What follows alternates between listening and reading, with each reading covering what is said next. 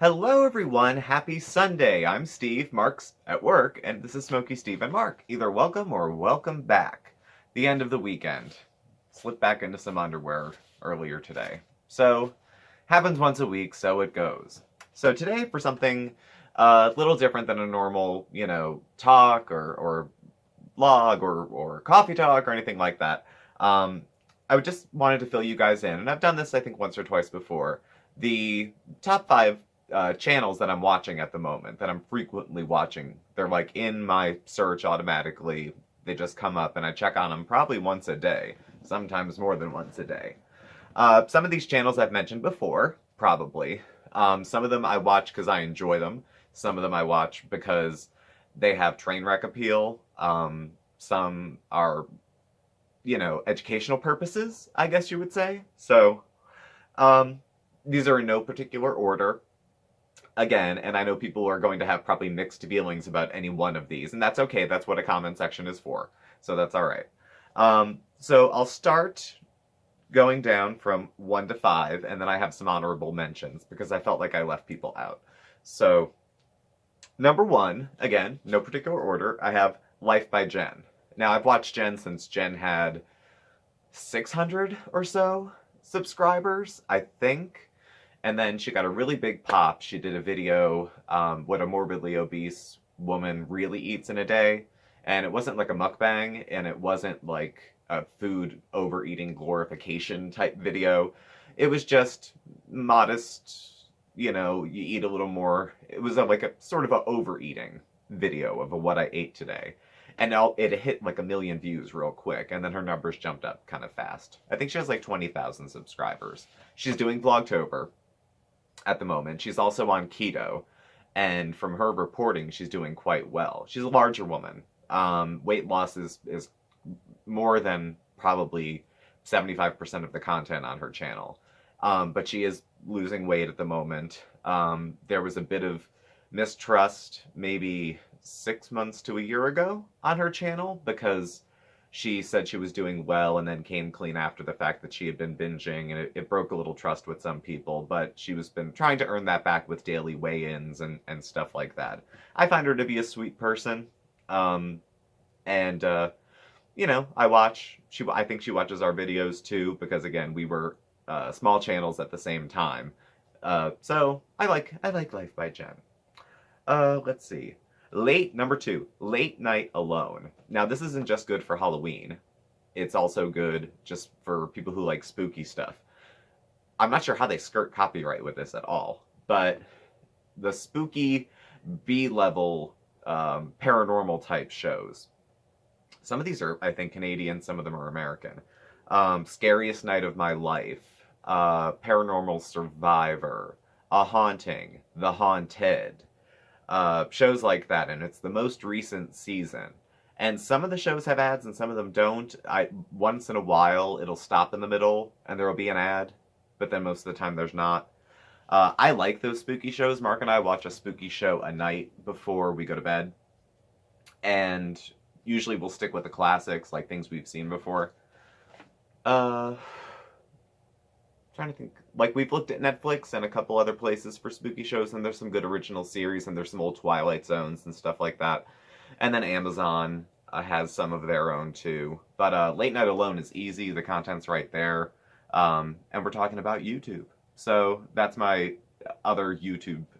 That's my go-to for scary YouTube content. Not the super the duper scary, but it's all in one place on one channel. Third, Foodie Beauty, Miss Chantal, because I do weekly reviews and kind of a recap of how her week went. So I have to watch her videos, and the mukbangs are probably the most difficult to watch because there's usually a story, but it's told over a long period of time because she's chewing while she's telling it. The content of her channel changes very often, depends on which way the wind's kind of blowing.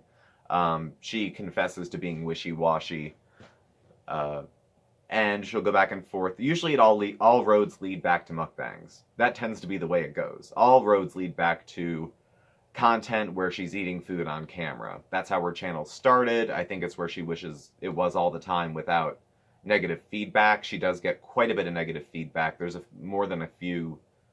I don't know if it's more than a few. Frankly, I almost think she wishes it was more, even though she complains about it.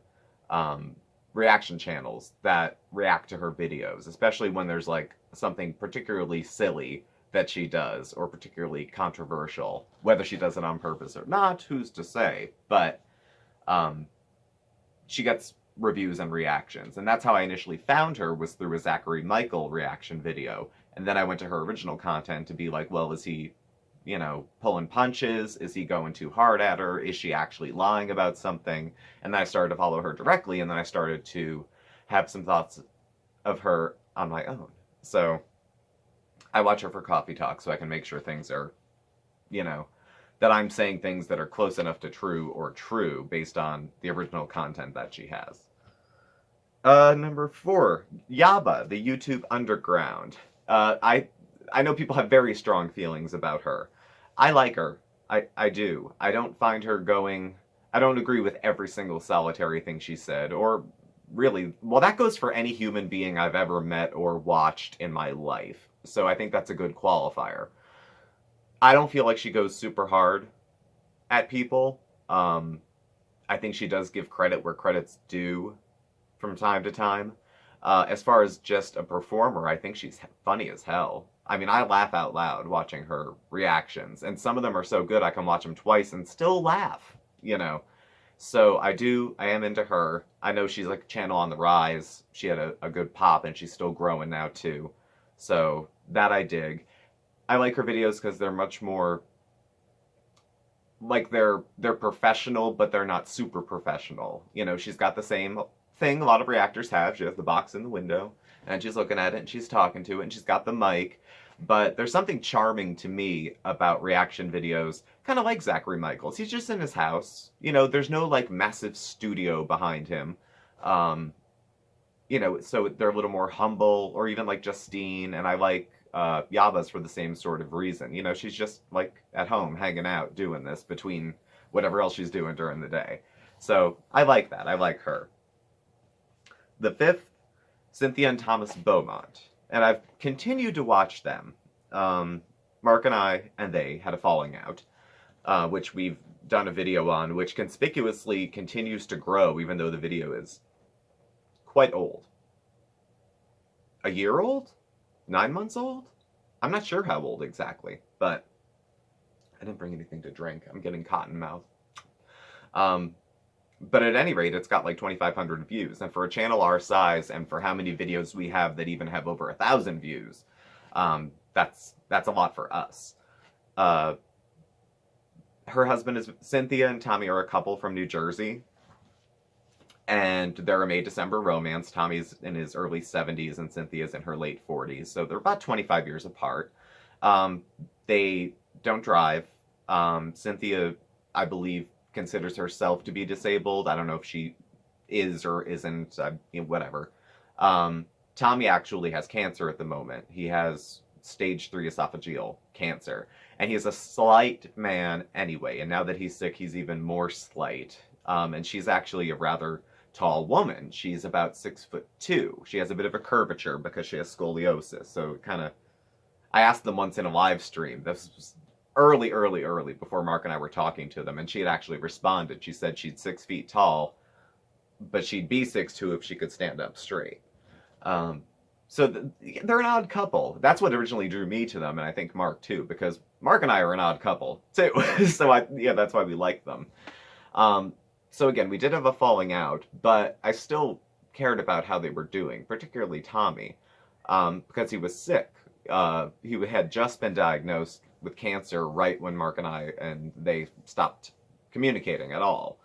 But I was still worried about how things were going. So I do watch their videos to kind of keep up on Tommy. Her channel suddenly became a drama channel, and I don't know if of course she would tell you she didn't want it that way, but the fact that her drama videos get 4 to 5 times the views of any of her other videos, where she's doing mukbangs at Starbucks in the park in New York, and people have strong opinions about her too. She deletes negative comments, every negative comment in her comment section. So it looks very glowing, the support she has. And she's a growing channel too. She popped from 4,000 subscribers to almost 10,000 in a year, I think. So given that size, that's a nice jump. But people have critiqued the way she's caring for her husband now that he's ill, saying that she's not making good decisions in his interest, and he's depending on her a lot to do that.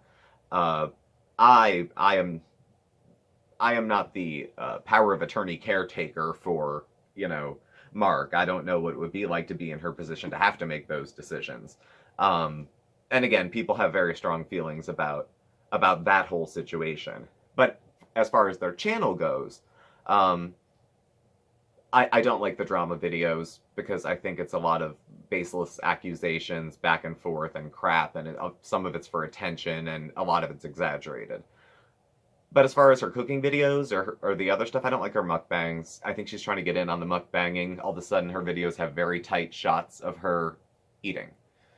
But her weight loss videos, I thought were cool. She cooks very differently than many people. And I think she's probably had to work in small kitchens on tiny apartment stoves her whole life. So she does make that work, but her style's very different. She's very much a imaginative home cook. And it's just they're just living their lives. It's very voyeuristic for me to watch. Like, that's when I say a documentary type feel. That's why I kind of watch them. Said a lot about them, but I've been watching them for years. I mean, they're one of the oldest channels I've seen. 3 years, 4 years, because they've been on a while. So those are the top 5. Honorable mentions include Caleb Hyles, Hyles. He's a male vocalist. I stumbled upon him forever ago. He has videos of just him singing songs, sometimes performing with a group, sometimes not.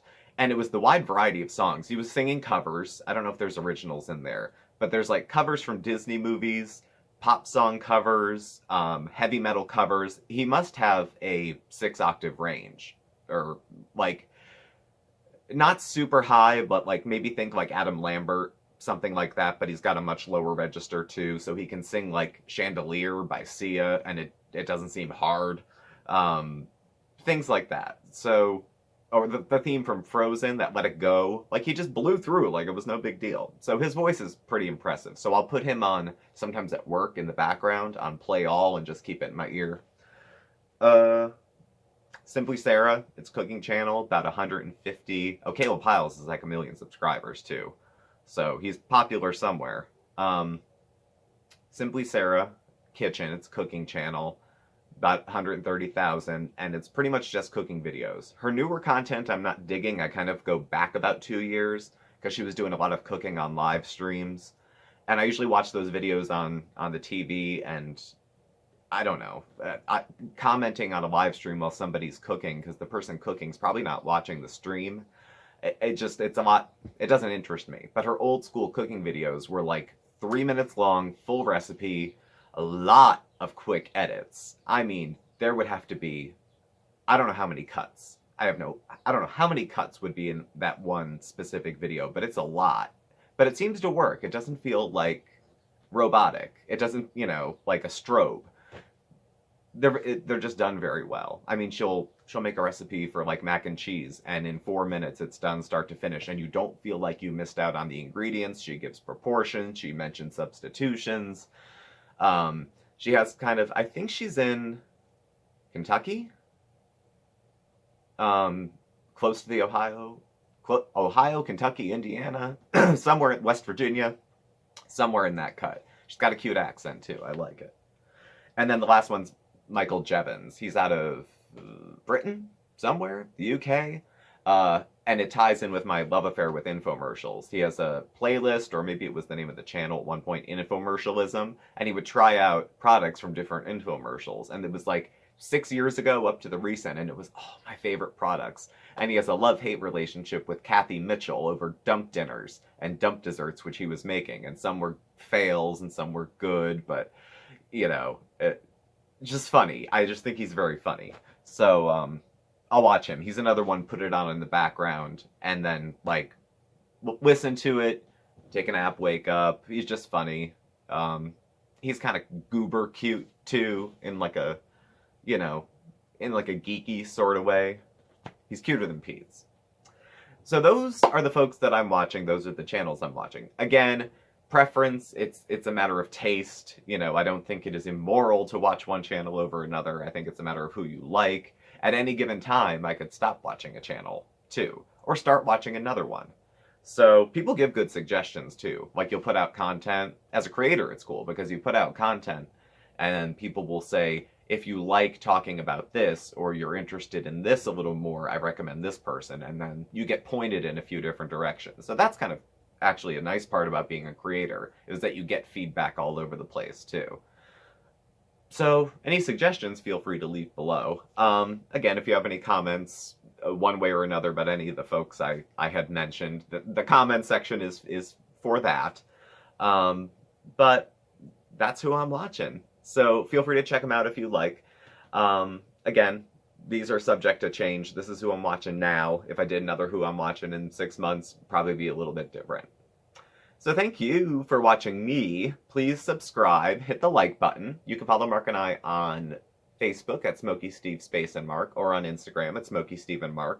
Our email address and contact information is listed below. Thank you all for watching, and we will catch up with y'all tomorrow. Bye!